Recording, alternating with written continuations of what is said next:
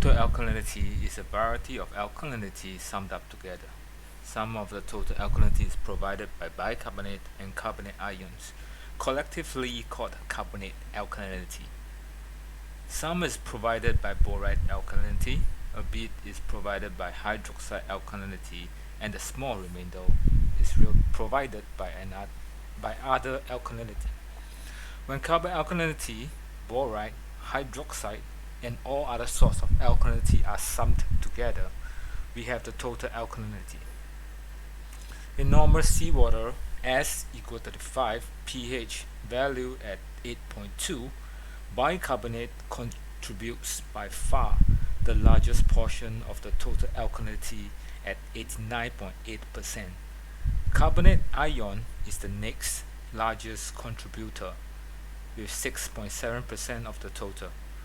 Summing those two together, we can see that carbonate alkalinity alone constitutes 96.5% of the total alkalinity in normal seawater.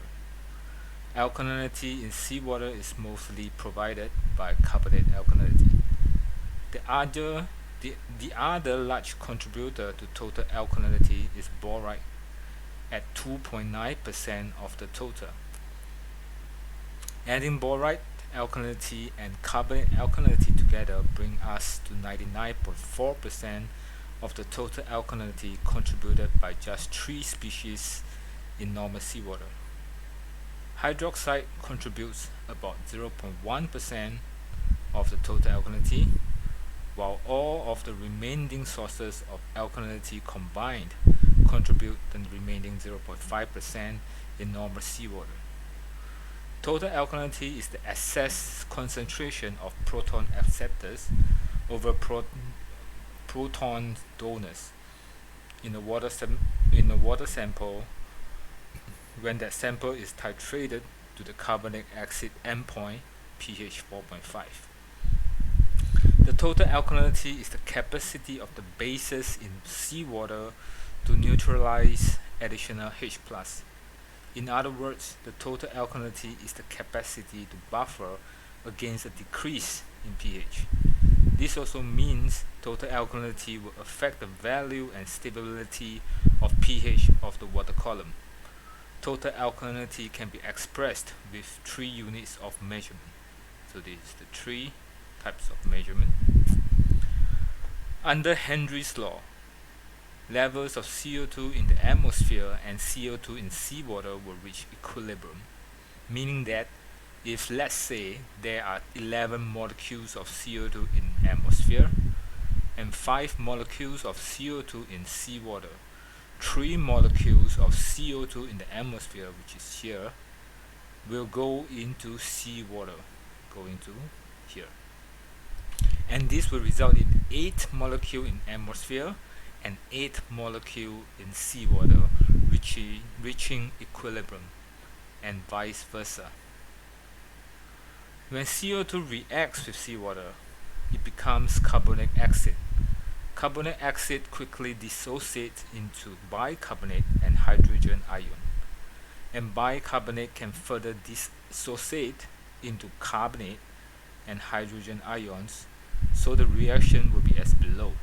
Seawater react with water, H2O, will become carbonic acid, dissociate to bicarbonate and hydrogen, and further dissociate to carbonate and hydrogen. The reaction above shows the various forms of carbon compound.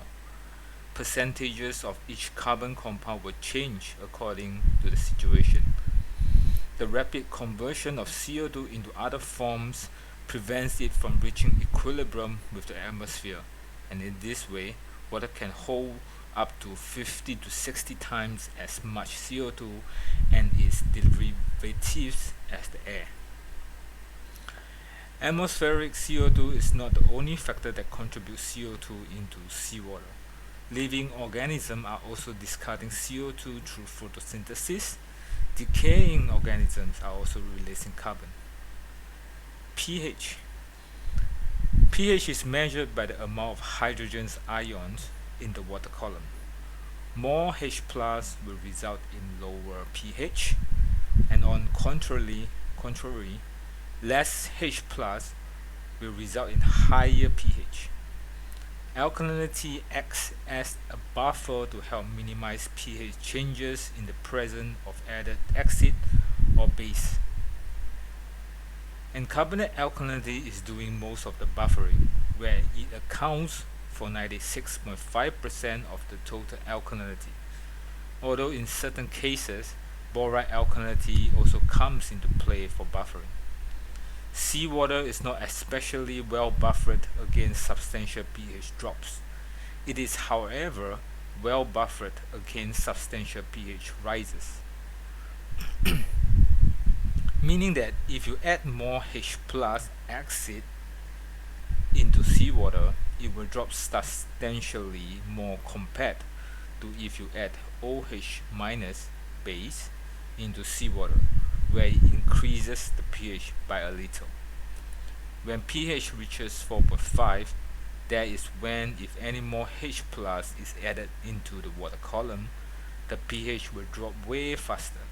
This is because at pH 4.5, all the alkalinity is being used up in the water column. Before pH 4.5, alkalinity is doing the buffering and slowing down the rate of pH dropping. Total alkalinity directly affects the pH values. Experiments have shown that if you add alkalinity, bicarbonate and carbonate, into the water column, and after allowing equilibrating with atmospheric CO2, pH value increases compared to the initial pH value before alkalinity is added. Seawater is measured at an average pH of 8.2 today. So why is it pH 8.2? Why is it not 6 or 10 instead? pH in seawater is affected by two components, CO2 and alkalinity.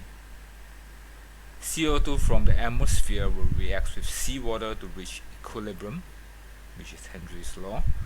And when CO2 reacts with seawater, carbonic acid is formed. Carbonic acid will bring the pH down as it is acid. Alkalinity, which is mainly consists of bicarbonate and carbonate, combine and take out the protons in seawater. More protons in the water means low pH, and less protons in the water means higher pH. So with bicarbonate and carbonate combine, with bicarbonate and carbonate combine and take out protons from seawater, which is taking out protons, meaning the pH will rise, meaning higher pH. So with these two components on each end, alkalinity and CO2 on each end, that is where seawater pH is where it is now, because they are balancing the pH. So you will get, that's why you get pH 8.2.